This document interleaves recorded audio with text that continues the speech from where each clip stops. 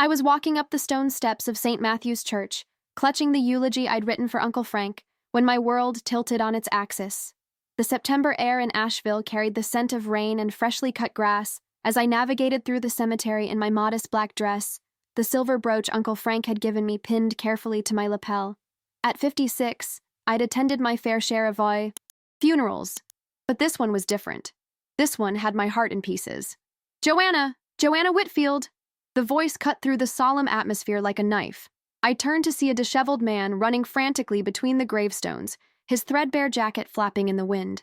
Something about him seemed vaguely familiar, but I couldn't place him, not with his wild, unkempt beard and haunted eyes. "Don't go in there," he shouted, his voice desperate. "Your brother Nathan, he's setting you up. He forged the documents. He's trying to cut you out of the inheritance."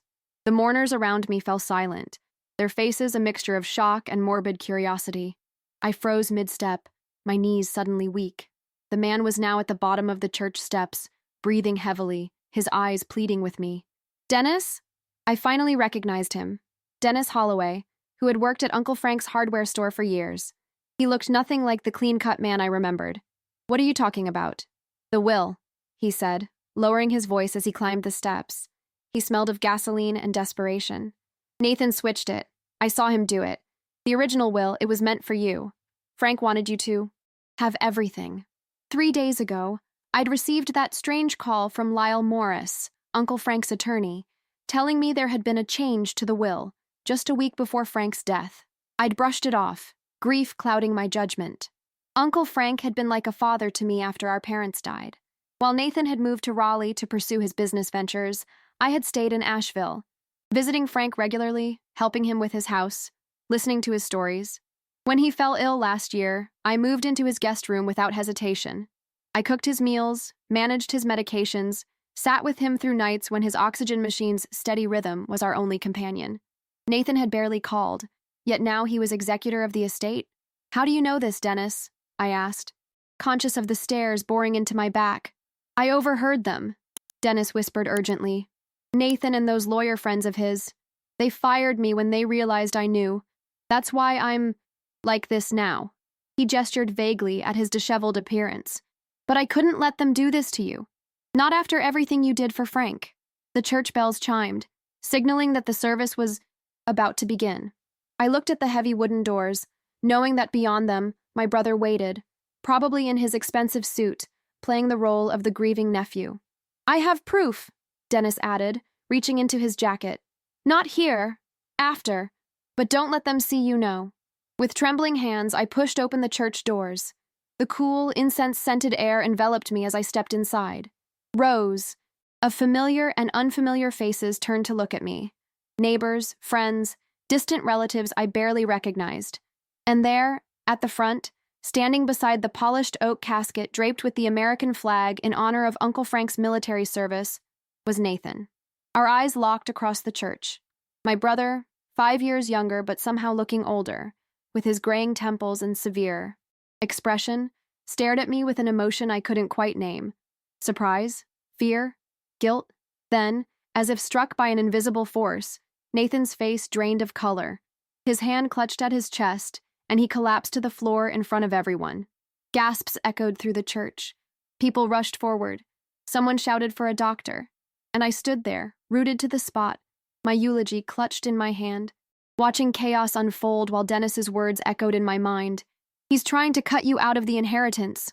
Later that evening, after Nathan had been taken to the hospital, a panic attack, they said, and Uncle Frank had been laid to rest, I sat alone on the porch of my small rented apartment, trying to make sense of the day's events. The funeral had proceeded without Nathan, with his wife, making excuses about the stress of loss. I delivered my eulogy, my voice steady despite the storm inside me. The knock on my door came just after sunset. Dennis stood there, cleaner than before, though still a shadow of the man I remembered.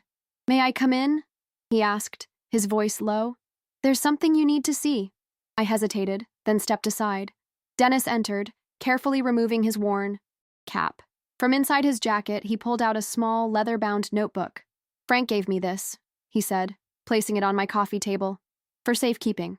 He knew something wasn't right with the way Nathan was suddenly showing up, bringing those men around. I opened the notebook with shaking fingers.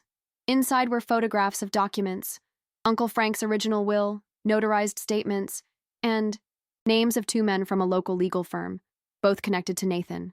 He was going to tell you, Dennis continued, his voice breaking. The night before he died, he called me, said he needed to warn you about Nathan. But then he was gone, I whispered, feeling the weight of loss anew.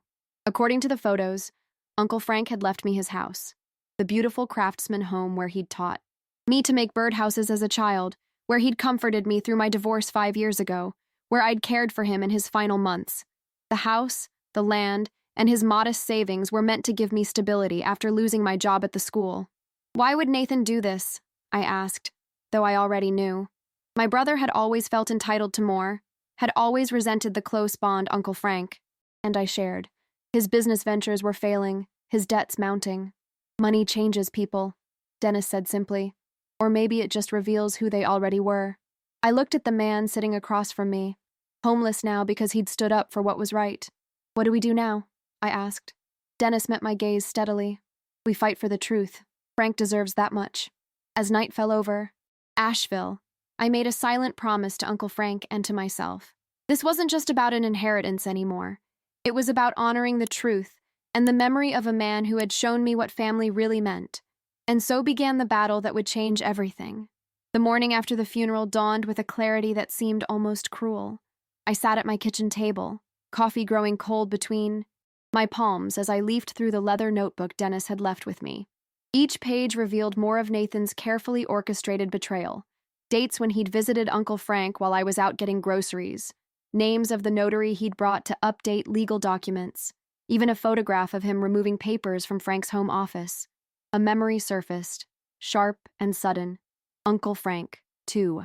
Months before his death, sitting in his worn leather armchair with an oxygen tube in his nose, looking at me with concern. Nathan's been talking about trusts and protecting the house in case I get worse, he'd said, his breathing labored. But it's all too complicated for me. You'll help me sort it out when I'm feeling stronger, won't you, Joe? I'd agreed, of course. But Frank never got stronger, and I'd forgotten about that conversation until now. The phone rang, startling me from my thoughts. Lyle Morris, Uncle Frank's attorney.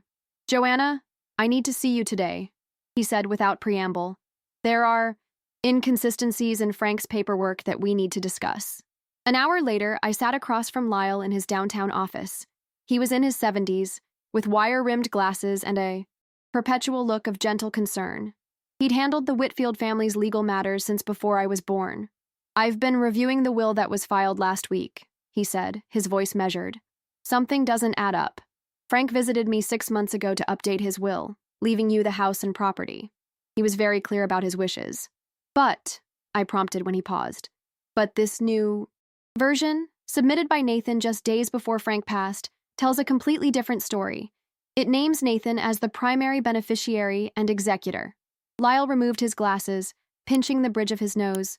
I should have questioned it immediately, but with Frank's sudden passing and the funeral arrangements, I placed Dennis's notebook on the desk between us.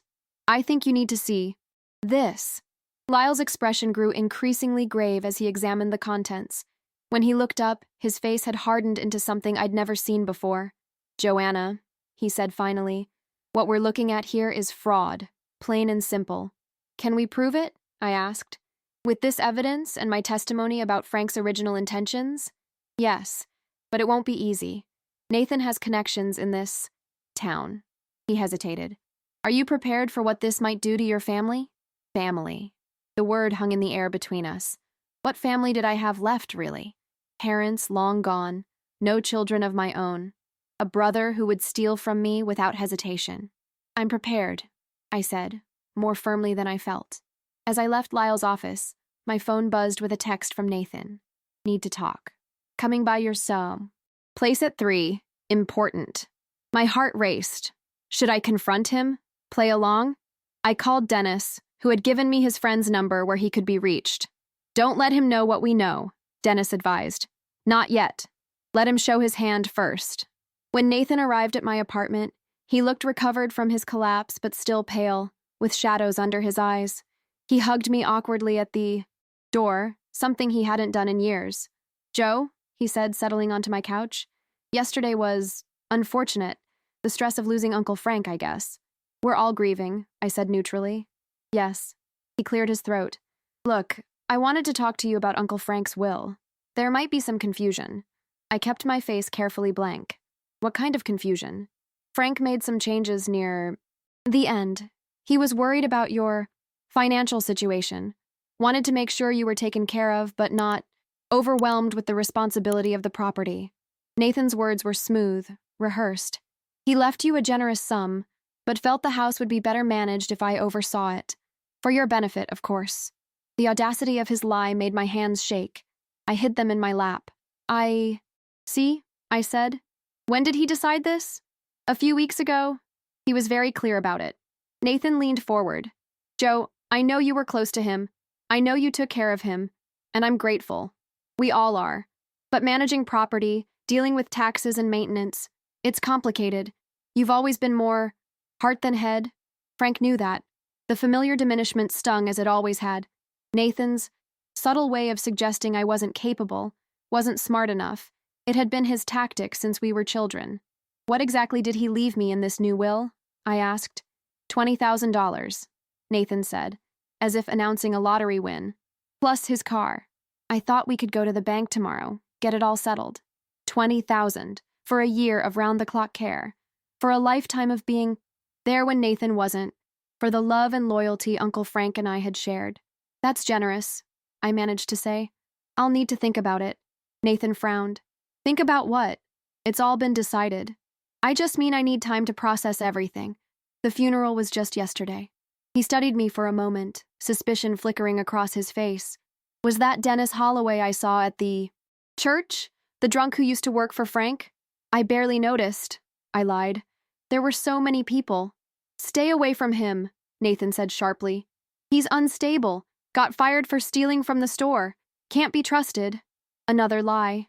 I nodded, not trusting myself to speak. After Nathan left, I sat in the growing darkness of my apartment, replaying his words. The casual cruelty, the transparent lies, the absolute certainty that I would simply accept what he'd done. I thought of Uncle Frank, his integrity, his kindness, the way he'd taught me that doing the right thing mattered more than doing the easy thing. My phone rang again. Lyle. Joanna, he said when I answered. I've filed a petition to contest the will. The hearing is set for next Monday. He paused. Are you absolutely sure you want to do this? Through my window, I could see the mountains that rimmed Asheville, solid and unchanging. I thought of Uncle Frank's house nestled in their foothills, the place where I'd found peace so many times. I'm sure, I said. It's not about the house anymore, Lyle. It's about the truth. As I hung up, I felt something shift inside me, a quiet resolve taking root where uncertainty had been. Nathan had always underestimated me. Perhaps it was time he learned his mistake. The week before the hearing unfolded like a slow-motion collapse. Nathan must have been tipped off about my legal challenge because he launched a preemptive campaign. Suddenly, relatives I hadn't heard from in years were calling, their voices strained with awkward concern. Joanna, we heard you're having a hard time accepting Frank's wishes, my cousin Elaine said. Nathan's worried about you. We all are. Each call followed the same script, subtle suggestions that grief had clouded my judgment, that I was being ungrateful, that Uncle Frank had clearly wanted Nathan to manage his estate because I was too emotional to handle it. By Thursday, the whispers had spread throughout Asheville. At the grocery store, Mrs. Pemberton, who'd known me since childhood, avoided my eyes. At the bank, the teller who'd always chatted warmly suddenly became efficiently professional. I felt like I was wearing a scarlet letter, not for adultery, but for greed. That afternoon, I drove to Uncle Frank's house. It sat on 3 acres just outside town, a craftsman beauty with a wide front porch and climbing roses that Frank had tended with meticulous care. I hadn't been back since the day he died. As I pulled into the gravel driveway, I noticed Nathan's sleek BMW already parked there. My stomach tightened, but I forced myself to continue. This had been Uncle Frank's home for 40 years. I had as much right to be here as anyone. I found Nathan in Frank's workshop behind the house, rifling through drawers. He straightened when he saw me, surprise quickly masked by irritation. "What are you doing here?" he asked. "I left some things when Frank passed," I said. "Clothes, toiletries. I thought I'd pick them up." Nathan's eyes narrowed. "You should have called first. I'm cataloging everything for the estate.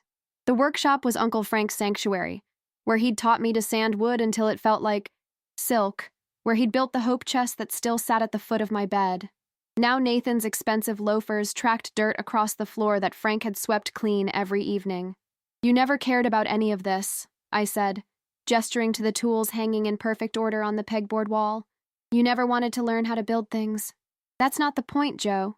Nathan closed the drawer he'd been searching. The point is that Frank trusted me to handle his affairs.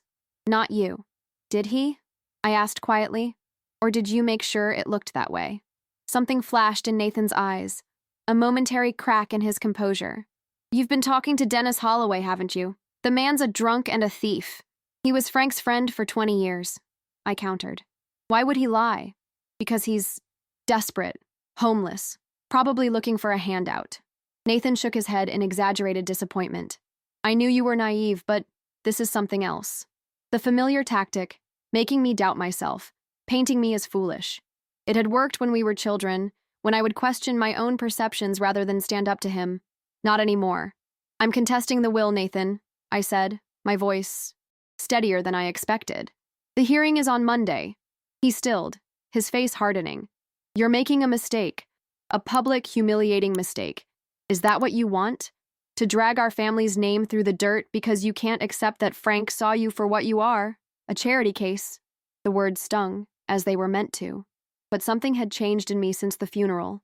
Each lie Nathan told only strengthened my resolve.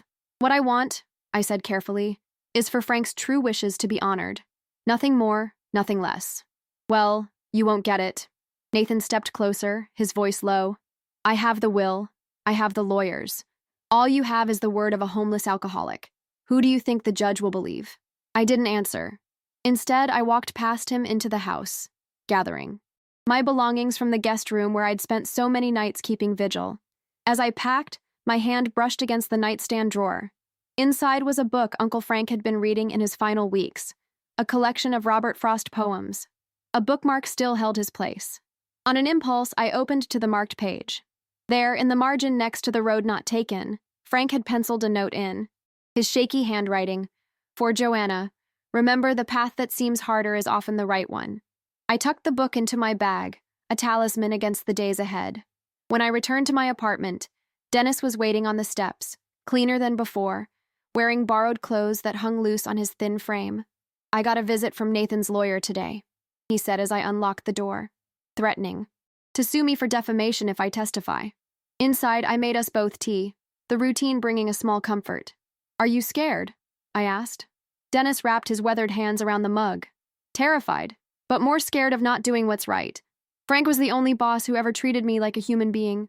When my drinking got bad after my wife left, he didn't fire me. He drove me to AA meetings. Himself. His eyes met mine. I owe him this. I owe you this. I thought about what Nathan had said, that Dennis was looking for a handout.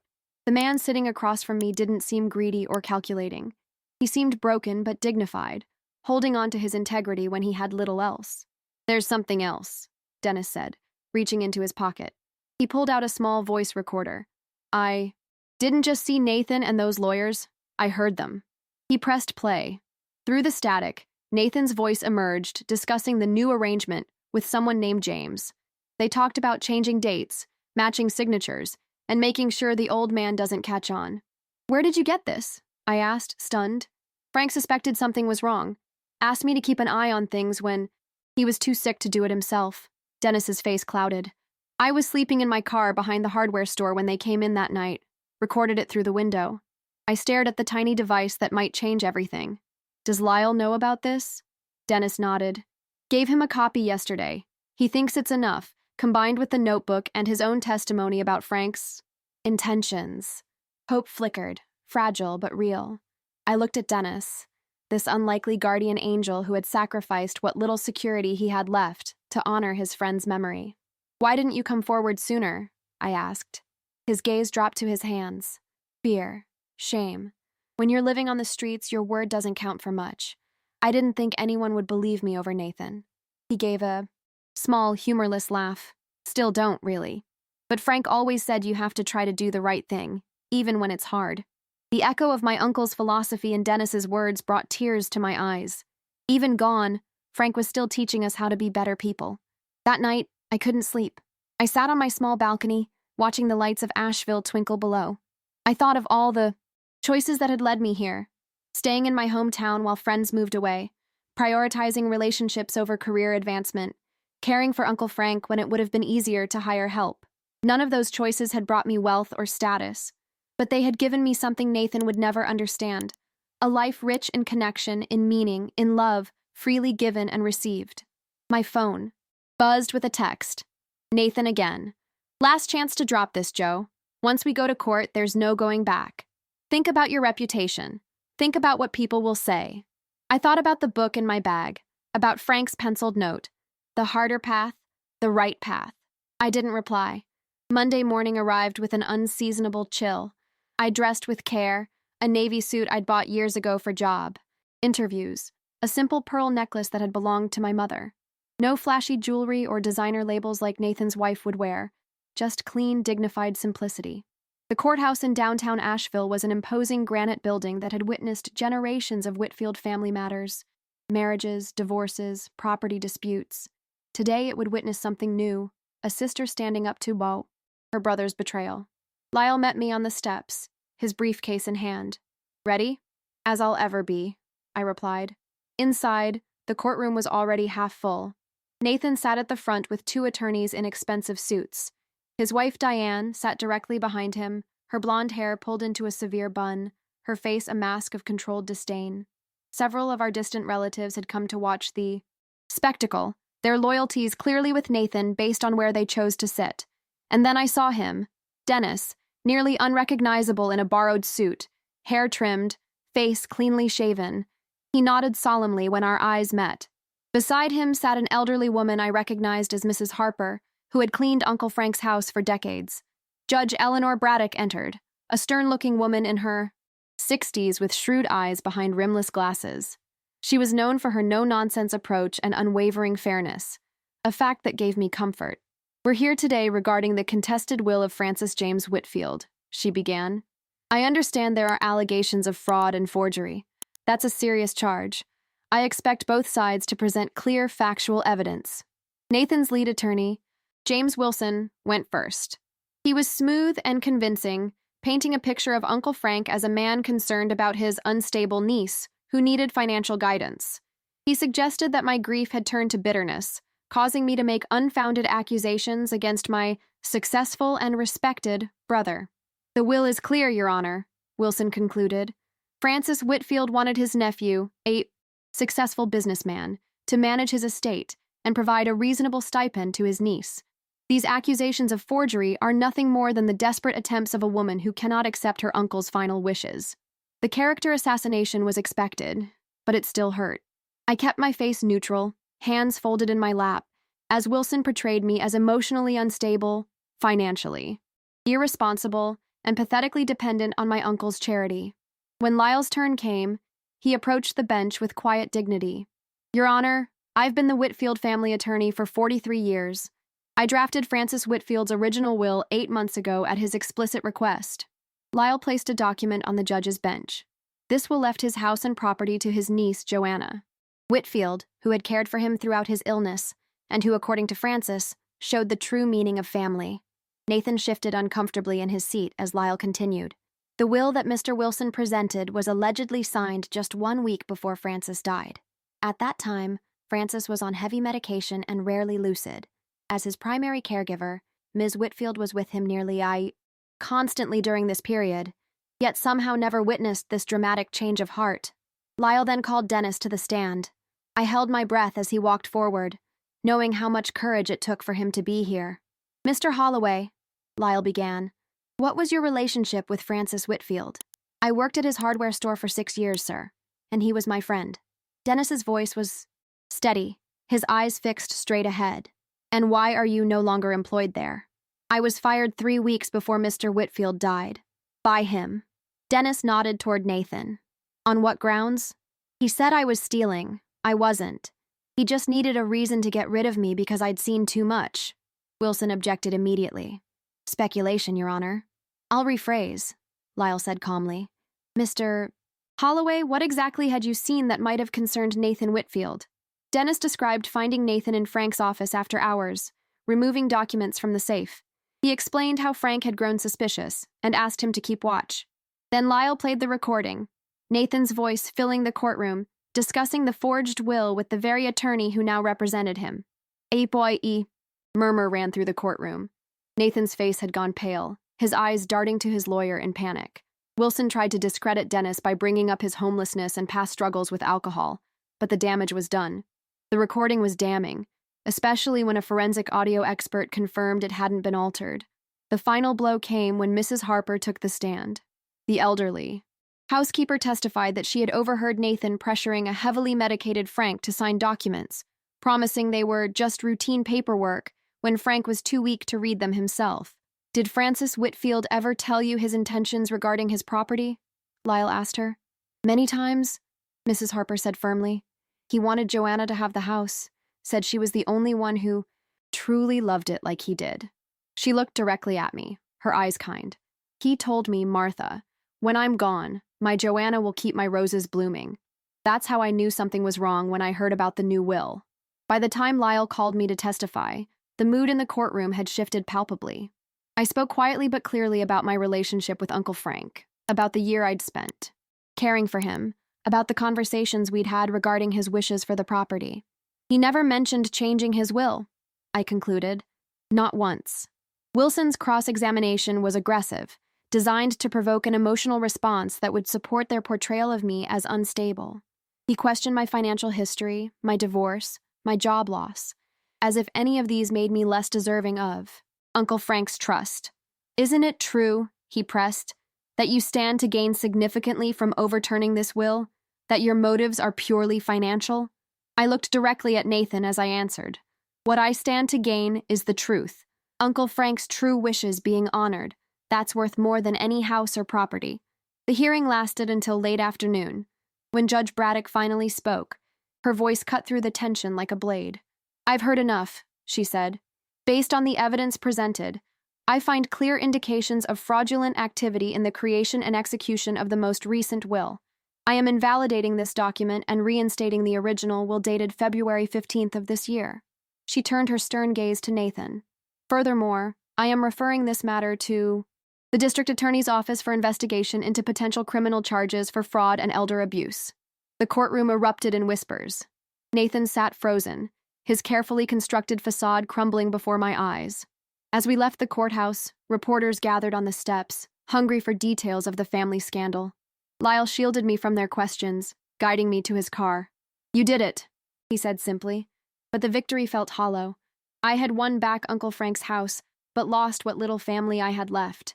As Nathan pushed past me, his face twisted with hatred, I realized that some bridges couldn't be rebuilt. This isn't over, he hissed. I watched him walk away, wondering not about what I had gained, but about what he had lost, his integrity, his reputation, and now, perhaps, his freedom. The truth had prevailed, just as Dennis had promised, but the cost had been higher than I could have imagined. 2 weeks after the hearing, I moved back into Uncle Frank's house. The early October air was crisp as Dennis helped me carry boxes from my car to the front porch, his movements steadier now that he had a few decent meals and a purpose to drive him. Where do you want these kitchen things? He asked, balancing a box of dishes. Just inside the door for now, I said. I'm not sure I'm ready to rearrange Frank's kitchen yet. The house felt both familiar and strange, filled with Uncle Frank's presence, yet somehow empty without him. His reading glasses still sat on the side table by his favorite chair. His cardigan hung on the hook by the back door. The grandfather clock he'd restored still chimed every hour, marking time in a house where time had seemingly stood still. I ran my fingers along the mantelpiece, collecting dust that had gathered since Frank's death. The house needed life again. Windows opened, floors swept, meals cooked. It needed someone to care for it the way Frank had. As we unpacked, Dennis shared stories about Frank that I'd never heard. How he'd, helped Dennis's daughter apply for college scholarships. How he'd quietly paid for a customer's emergency roof repair when their insurance claim was denied. He never wanted anyone to know, Dennis said, carefully placing Frank's collection of wooden birds back on their shelf. Said the minute you start expecting thanks is the minute it stops being kindness. The phone rang, startling us both. It was Lyle. Joanna, I thought you should know. Nathan's been charged with fraud and elder abuse. He's pleading not guilty, but with the evidence we presented, well, it doesn't look good for him. Lyle paused. There's something else. His business partners are distancing themselves. Apparently, there were other irregularities they're now investigating. I sank into Frank's chair, the worn leather, conforming to me as it had to him. What will happen to him? If convicted? Probably probation, a fine, maybe a short jail sentence. But his reputation in Asheville is finished. Lyle's voice softened. Are you all right with that? Was I? Part of me felt vindicated that Nathan would face consequences for his actions. Another part mourned for the brother I'd once known. The boy who'd taught me to ride a bike, who'd stood up for me when kids at school made fun of my secondhand clothes. When had that boy turned into this man who could so callously betray his own family? It's not about what I want, I finally said. It's about what's right. After hanging up, I stood at the living room window, looking out at the mountains Frank had loved so much. The leaves were beginning to turn, splashes of gold and crimson against the deep green of the pines. Frank had always said autumn in Asheville was God's way of showing off. Dennis appeared beside me, following my gaze. Beautiful view. It is, I agreed. Frank used to say these mountains had seen 1,000 family feuds come and go. They put things in perspective. What will you do now? Dennis asked. With the house, I mean. I'd been thinking about that question since the hearing. The house was too big for just me, with its 4 bedrooms and sprawling yard. Selling it felt wrong, though. This place had been in the Whitfield family for generations. I'm not sure yet, I admitted, but I know I want it to be something that would make Frank proud. That evening, after Dennis left for his friend's place where he was staying, temporarily I sat on the porch swing, listening to the night sounds, crickets chirping, leaves rustling, the occasional distant car passing on the main road. For the first time in weeks, I felt a sense of peace settling over me. It was interrupted by the sound of tires on gravel. Headlights swept across the yard as a car pulled into the driveway. My stomach tightened when I recognized Diane's sleek sedan. Nathan's wife stepped out, elegant as always in designer jeans and a cashmere sweater. She hesitated before approaching the porch, her face unreadable in the gathering dusk. Joanna, she said, her voice clipped. I hope I'm not interrupting. What can I do for you, Diane? I kept my tone neutral, unsure of her purpose. She climbed the porch steps, her movements stiff. I wanted to talk to you about Nathan. I gestured to the swing beside me, but she remained standing, arms crossed protectively over her chest. He's a mess, she said bluntly. Our accounts are frozen. His partners have pushed him out. People we've known for 20 years won't return our calls. Her eyes, so like Nathan's in their calculated intensity, fixed on me. He says it's all your fault. It's not my fault that he forged Uncle Frank's will, I said quietly. No. To my surprise, Diane's voice faltered. No, it's not. That's why I'm here. She finally sat down, perching on the edge of the swing as if ready to flee. I didn't know what he was doing. I swear to you, Joanna. I knew things were bad with the business, but I never thought he'd... She trailed off, staring at her manicured hands. You never thought he'd commit fraud? I finished for her. He kept saying Frank had promised him the house, that you were trying to manipulate Frank in his final days. Diane looked up, her eyes suddenly vulnerable. I believed him because I wanted to, because the alternative was too ugly to face. The admission hung between us, unexpected and raw. In all the years Nathan and Diane had been married, we'd never had a real conversation. She'd always been an extension of Nathan, polished, distant, slightly condescending. Why are you telling me this now? I asked. Diane reached into her purse and pulled out a small velvet box. Because I found this in Nathan's desk when I was gathering documents for his lawyer. I think it belongs to you. Inside the box was our grandmother's sapphire ring, the A. One Frank had inherited and had always said would be mine someday. I'd assumed it was lost when Nathan cleared out the house after Frank's death. There's more, Diane said, her voice low. Letters from your mother to Frank. Photo albums.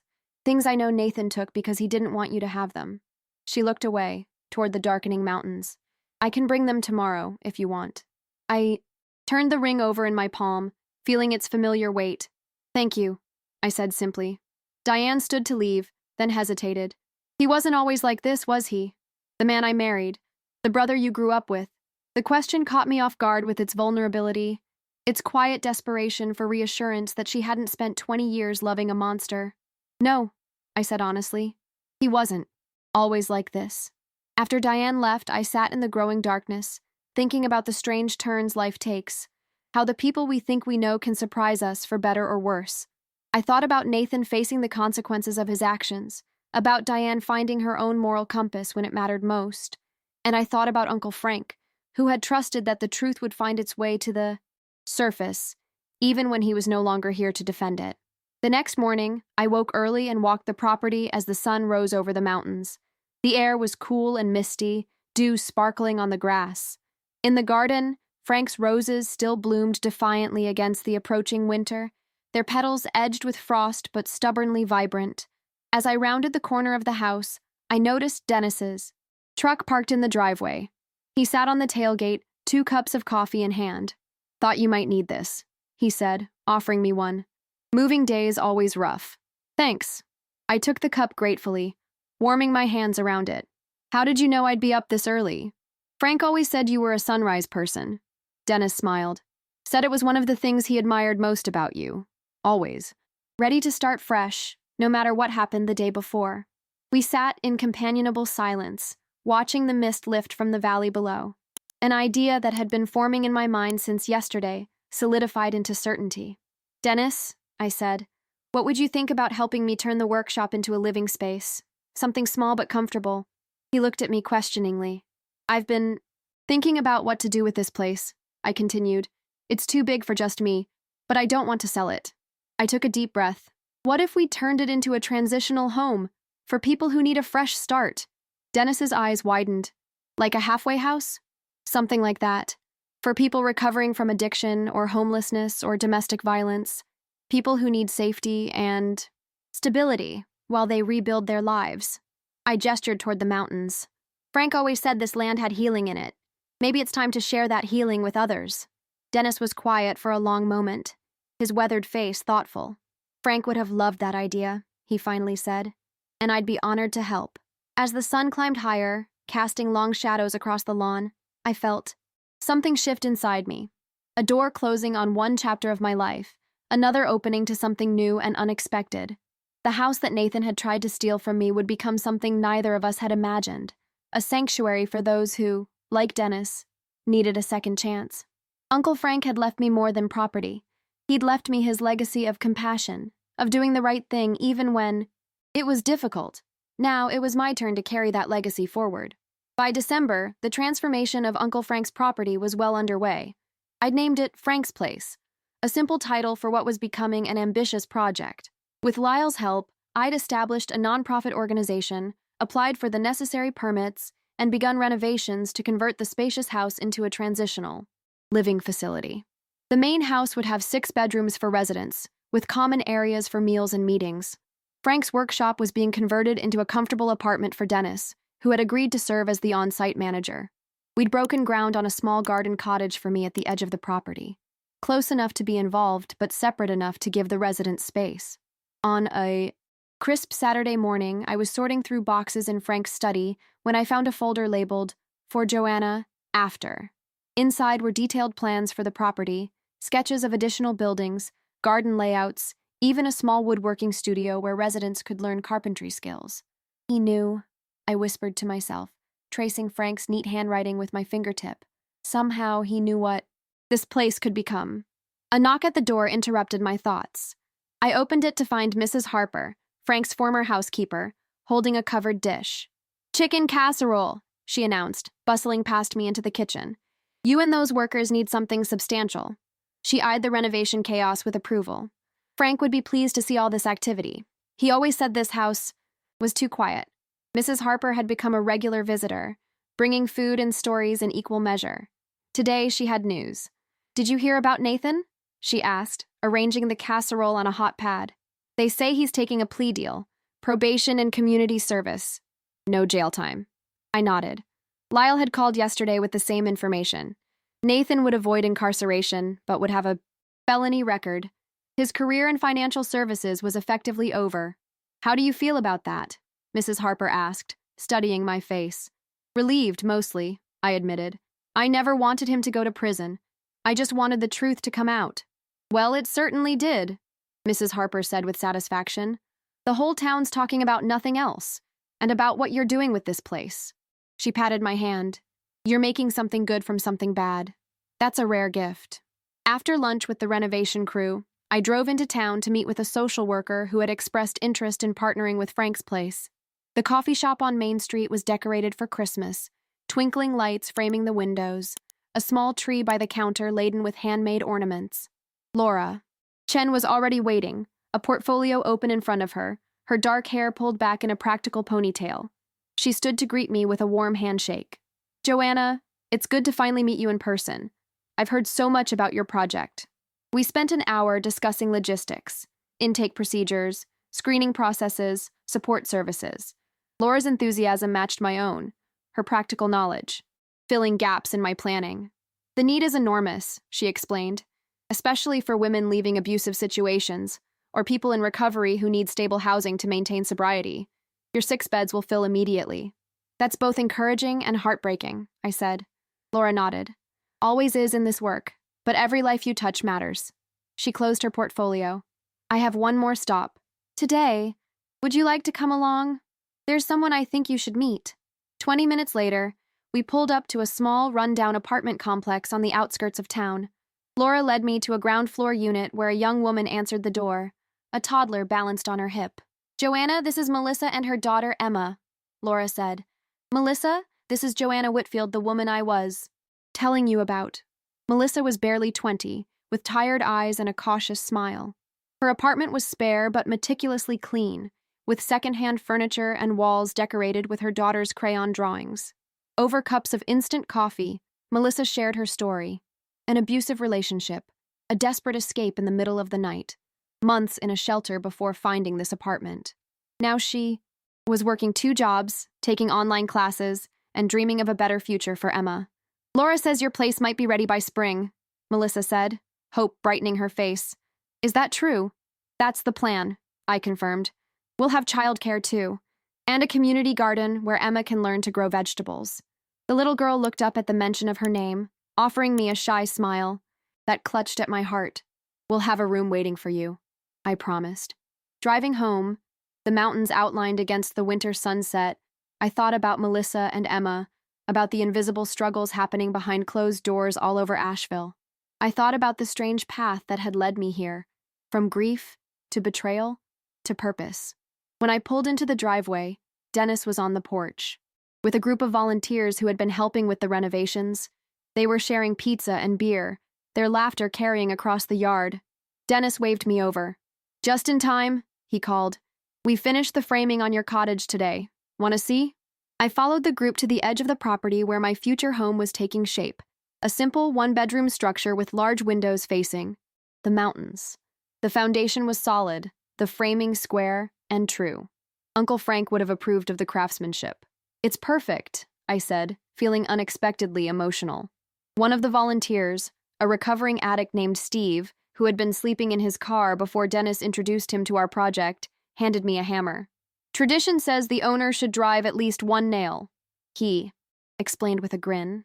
As I hammered the nail into what would become my living room wall, I was struck by the symbolism.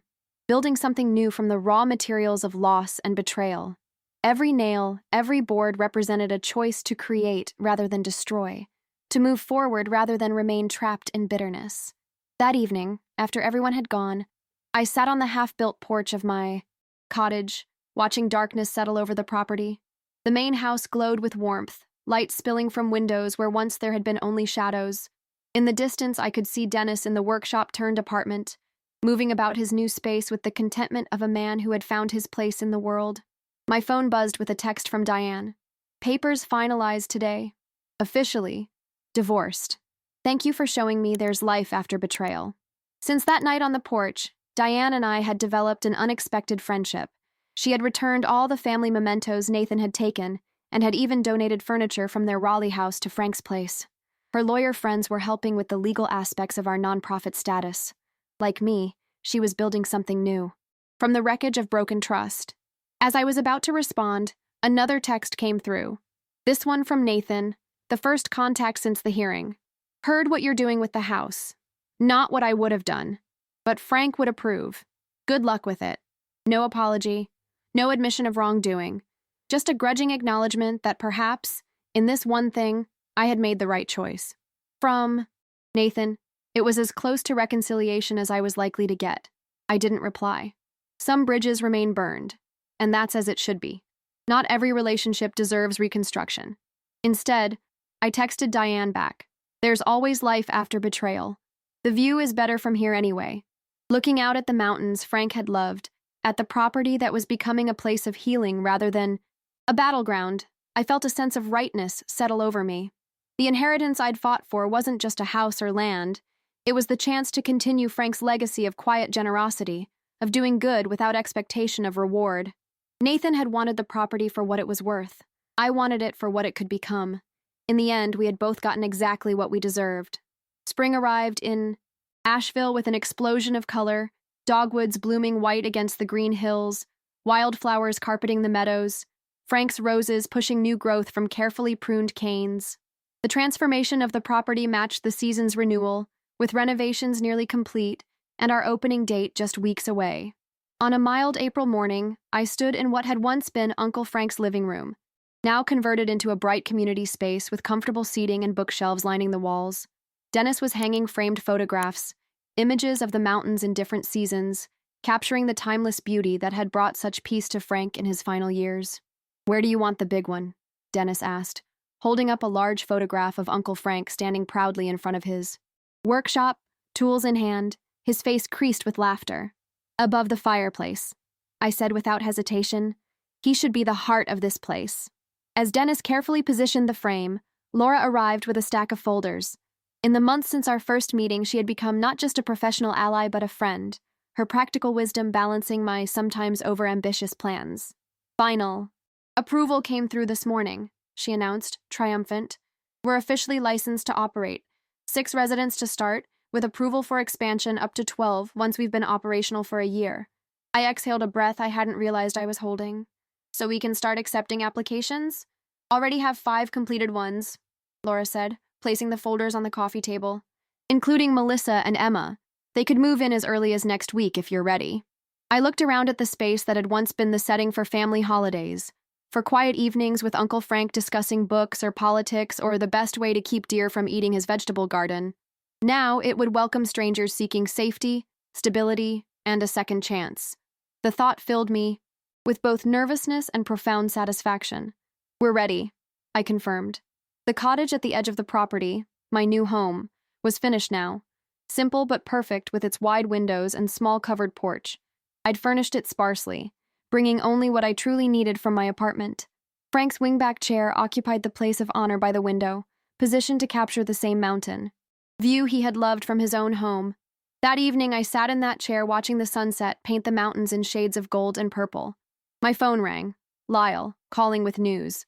"Just thought you should know," he said after pleasantries were exchanged. "Nathan sold his house in Raleigh. Word is he's moving to Florida permanently, starting some kind of boat charter business." "Good for him," I said, surprised to find I meant it. The anger that had fueled me through the court battle had gradually dissipated, replaced by something more complex. Not forgiveness, exactly, but a releasing of the tight grip of resentment. "There's something else," Lyle continued. "He's made a donation to Frank's place. Anonymous but substantial. Enough to cover operating costs for nearly 6 months." I sat, with that information in silence, unsure how to feel. Was it guilt? An attempt at redemption? Or simply Nathan's way of closing a chapter he preferred to forget? "You don't have to accept it," Lyle said when I didn't respond. "No, I'll accept it," I decided. "Not for Nathan, but for the people it will help. That seems like the right thing to do." After hanging up, I remained in Frank's chair, thinking about the strange circularity of life, how betrayal had led to purpose, how loss had opened the door to a different kind of fulfillment than I could have imagined. The inheritance I had fought for had become something far more valuable than property or money. The following week, Frank's place welcomed its first residents. Melissa and Emma arrived with 2 suitcases and a box of toys, their faces a mixture of nervousness and hope. Steve, who had helped build my cottage, moved into one of the upstairs bedrooms, now 6 months sober and enrolled in community college classes. An older woman named Ruth, recovering from both cancer and bankruptcy, took the room overlooking the garden. Two others, sisters fleeing an abusive home situation, completed our initial family. We gathered for dinner, that first night around the large farmhouse table Frank had built decades ago. Dennis said a simple grace, his voice steady with emotion. For this food, for this shelter, for this chance to begin again, we give thanks. And for Frank Whitfield, whose vision made this possible even after he was gone, we are grateful. Emma, all of 3 years old, looked up from her plate with solemn eyes. Who's Frank? She asked. I smiled, pointing to the photograph above the fireplace. He was my uncle. He believed that everyone deserves a safe place to call home and people who care about them. That's why we named this place after him. Emma considered this with the serious concentration of a toddler. He looks nice, she finally declared. Like Santa, but skinnier. The laughter that rippled around the E. Table felt like a blessing, the first of many moments of unexpected joy that would fill these walls in the months and years to come. As spring deepened into summer, Frank's place settled into its rhythms. Residents came and went, some staying just long enough to get back on their feet, others remaining for months as they rebuilt shattered lives. Dennis proved to be a natural caretaker, his own journey from homelessness to stability, giving him unique insight into the struggles our residents faced. On warm evenings, we gathered on the wide front porch, sharing stories and watching fireflies rise from the meadow. We planted a vegetable garden where Emma developed a surprising talent for growing tomatoes.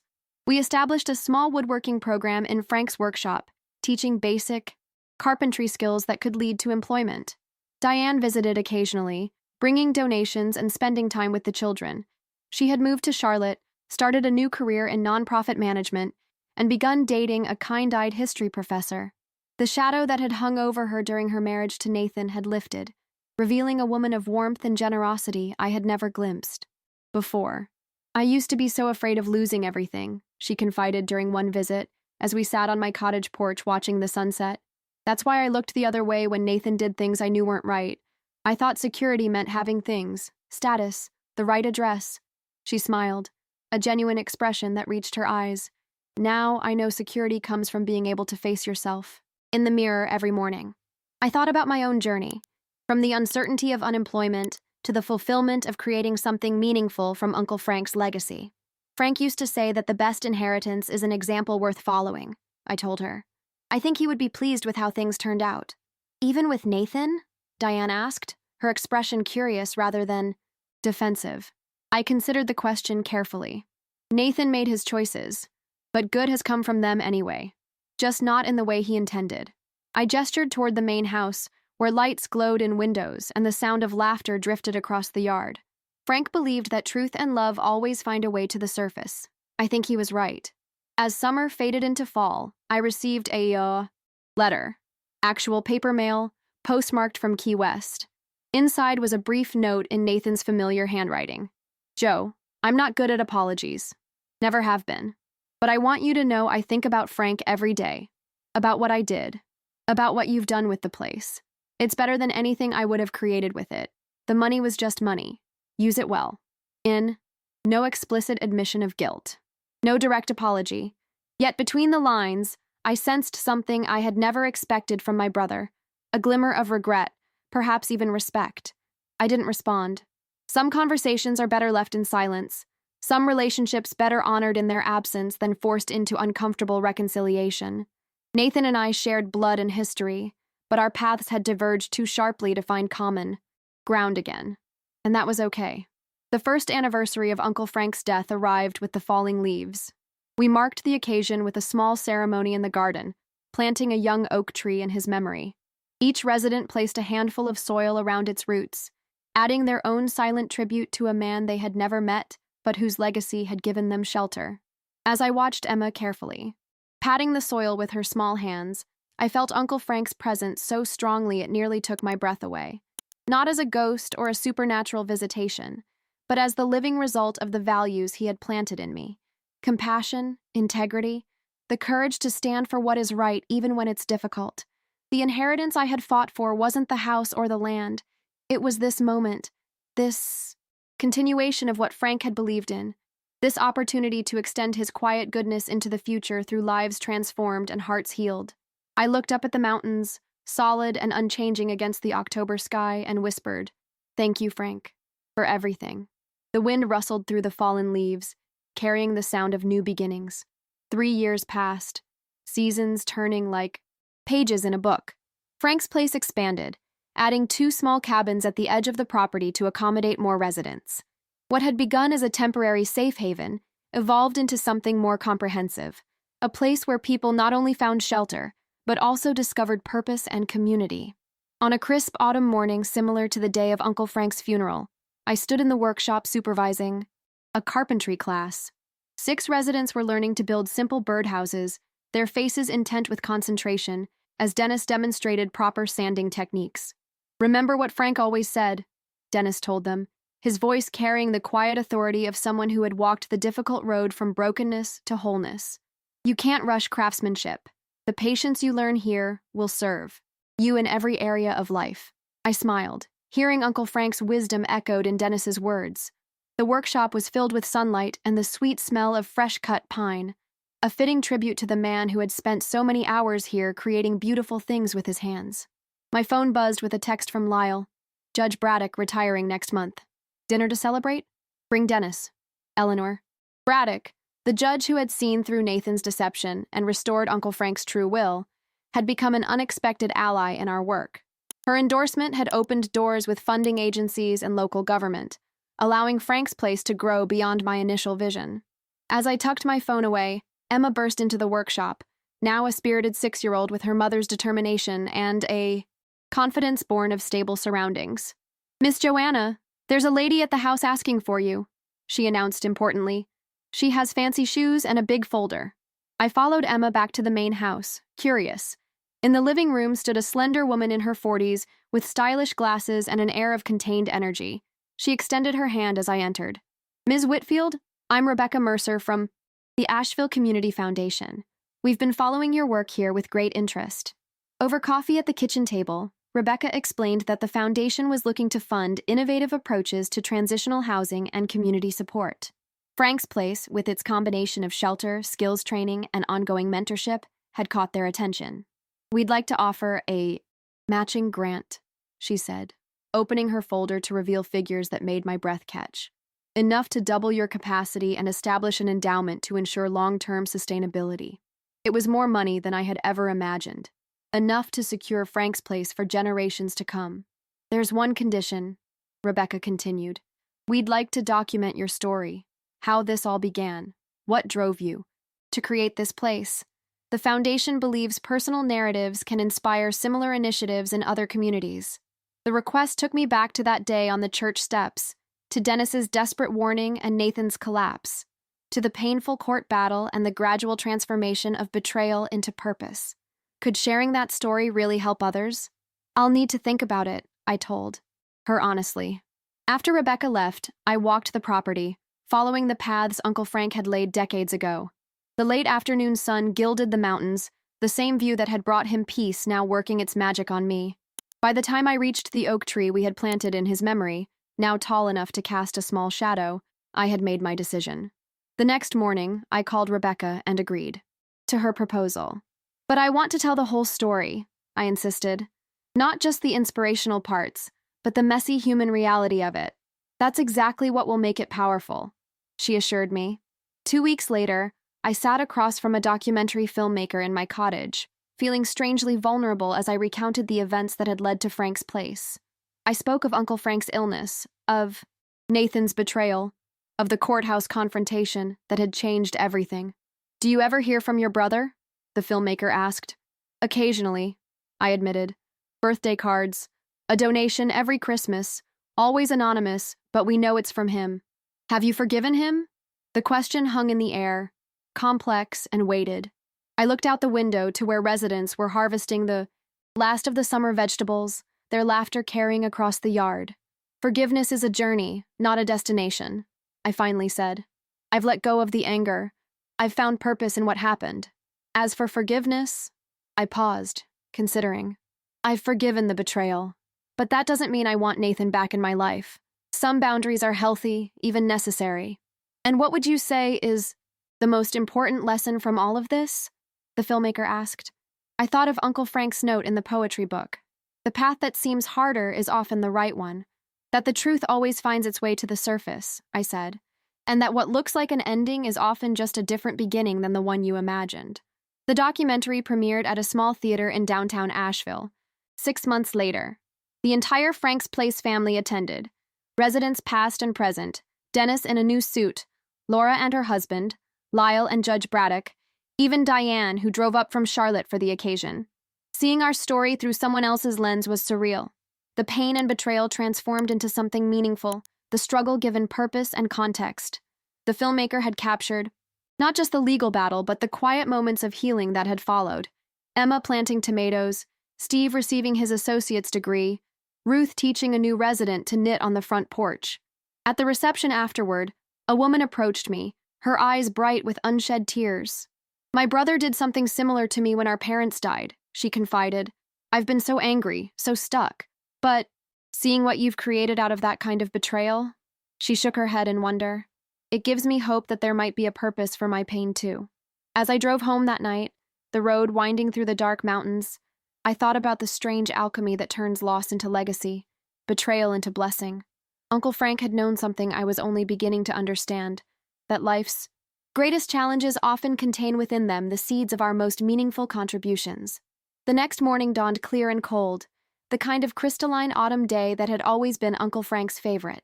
I walked to his grave in the small cemetery behind St. Matthew's Church, the same church where Nathan had collapsed at the sight of me 3 years earlier. The headstone was simple, granite, engraved with Frank's name and dates, and below them the words he had chosen, "The truth endures." I placed fresh roses from his garden against the stone, their fragrance sweet in the morning air. "We did it, Frank," I said quietly. "Everything you hoped for, and more." As I turned to leave, I noticed a small whittled bird perched on top of the headstone, a chickadee, Frank's favorite, carved with the skill of someone who had learned craftsmanship from a master. Dennis's work, left in secret tribute. Walking back to my car, I passed the stone steps where Dennis had delivered his frantic warning on the day of the funeral.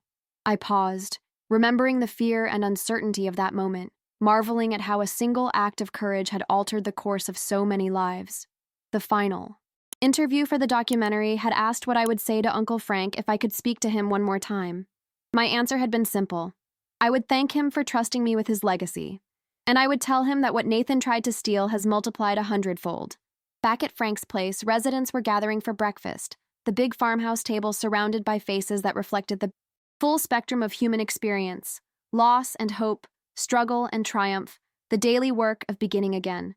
Dennis was flipping pancakes at the stove, Emma setting the table with careful precision, new residents watching the familiar ritual with cautious optimism.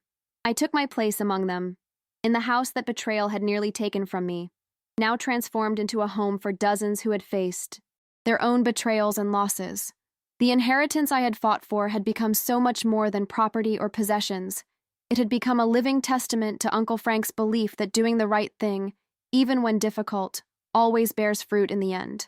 As we joined hands for the morning blessing, I caught sight of Frank's photograph above the fireplace, his eyes crinkling with the smile that had guided me through childhood and beyond. In that moment, I understood with perfect clarity what he had known all along, that the most valuable inheritance isn't measured in acres or dollars, but in the legacy of love and integrity we choose to carry forward. "The truth always finds its way to the surface," Dennis said, echoing the words that had sustained us through the darkest days. "And love is always stronger than greed." Around the table, heads nodded in quiet affirmation, each person there a living testament to that truth, each story a thread in the tapestry Uncle Frank had begun, and I had been privileged to continue. Outside, the mountains stood sentinel against the morning sky, witnesses to 1,000 family feuds come and gone, to betrayals and reconciliations, to endings that became beginnings. And within their steadfast embrace, Frank's Place continued its quiet work of transformation, a legacy of truth, compassion, and second chances that would endure long after all of us were gone. The inheritance I had never expected, the gift that betrayal could never diminish, the truth that had indeed found its way to the surface.